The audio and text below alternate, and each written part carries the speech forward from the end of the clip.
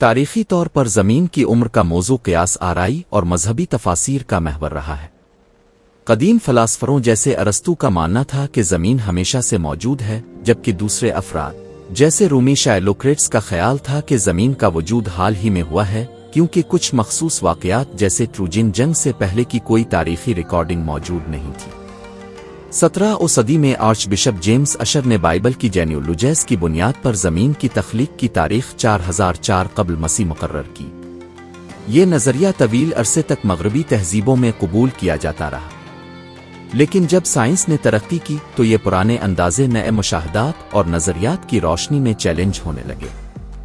18 صدی میں ماہرین ارضیات جیسے جیمز ہٹن نے یہ پہچاننا شروع کیا کہ زمین کی خصوصیات ان عملوں سے بنی ہیں جو چند ہزار سال کے دورانیے سے کہیں زیادہ وقت لیتے ہیں۔ ہٹن کے نظریہ یونیفارمیٹرنزم نے یہ تصور دیا کہ جو قدرتی قوانین اور عمل ہم آج دیکھتے ہیں وہ ہمیشہ سے اسی طرح سے چلتے رہے ہیں، اور اس کا مطلب یہ تھا کہ زمین کی عمر بے حد قدیم ہے۔ زمین کی عمر کا صحیح اندازہ 20 صدی کے اوائل میں ریڈیومیٹرک ڈیٹنگ کے آغاز کے ساتھ سامنے آیا۔ یہ طریقہ ریڈیو ایکٹیو ڈیکے کے اصول پر مبنی ہے، جس میں عناصر کے غیر مستحکم آئسوٹوپس ایک مستقل رفتار سے مستحکم آئسوٹوپس میں تبدیل ہوتے ہیں۔ چٹانوں اور معدنیات میں پیرنٹ اور ڈاٹر آئسوٹوپس کے تناسب کو ناپ کر سائنسدان یہ حساب لگا سکتے ہیں کہ یہ چٹانیں کب بنی تھیں۔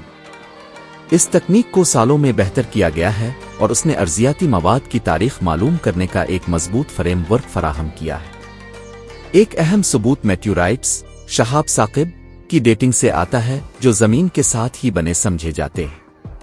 ان غیر زمینی چٹانوں میں آئسوٹوپک ترتیب کا تجزیہ کر کے سائنسدانوں نے معلوم کیا کہ زمین تقریباً 4.54 ارب سال پرانی ہے، جس میں 50 ملین سال کا فرق ہو سکتا ہے۔ اس تخمینے کی تصدیق زمین کی قدیم ترین چٹانوں اور معدنیات جیسے ویسٹرن آسٹریلیا کے زرکون کرسٹلز کی ڈیٹنگ سے بھی ہوئی ہے، جو تقریباً 4.4 ارب سال پرانے ہیں۔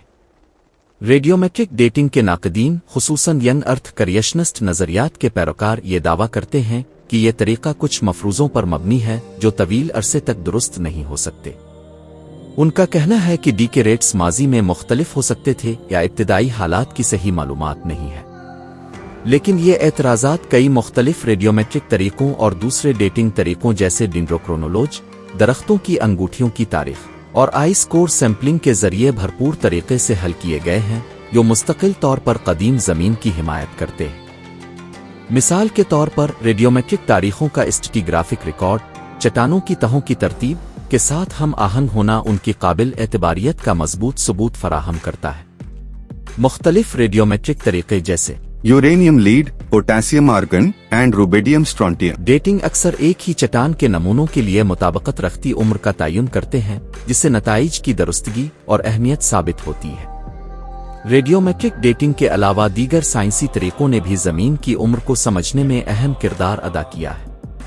مثلاً زمین کے مقناطیسی میدان کی تبدیلیوں کا مطالعہ، جو آتش فشانی چٹانوں میں محفوظ ہوتی ہے، تلچھٹ کے جمع ہونے کی شرح اور زمین کے اندرونی حصے کے ٹھنڈا ہونے کی شرحیں، سب نے ایک قدیم زمین کی حمایت میں آزاد ثبوت فراہم کیے ہیں۔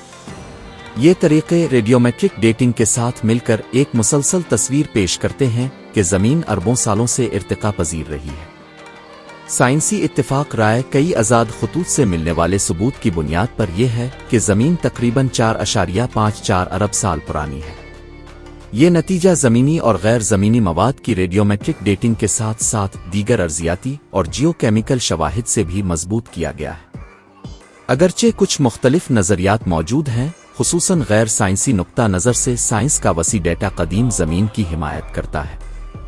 زمین کی عمر کی اس تفہیم کا صرف علمی فائدہ نہیں، بلکہ اس کا ہماری سمجھ پر گہرا اثر ہے کہ زمین کے عمل کیسے کام کرتے ہیں، زندگی کی تاریخ کیا ہے، اور ہمارے سیارے کا ارتقاء کیسے ہوا۔ یہ زمین کی متحرک اور ہمیشہ بدلتی ہوئی فطرت کو اجاگر کرتا ہے، جو ایسے عملوں سے تشکیل پاتی ہے جو انسانی تصورات سے کہیں زیادہ طویل ہے۔ مثال کے طور پر گرینڈ کینین کو دیکھیں۔ کینین کی دیواروں میں موجود چٹانوں کی تہیں تقریباً 2 ارب سال پر محیط ارضیاتی وقت کی نمائندگی کرتی ہے۔ ان تہوں کا مطالعہ کر کے سائنسدان یہ معلوم کر سکتے ہیں کہ مختلف وقتوں میں زمین کے ماحول اور حیاتیاتی معاشرے کیسے تھے۔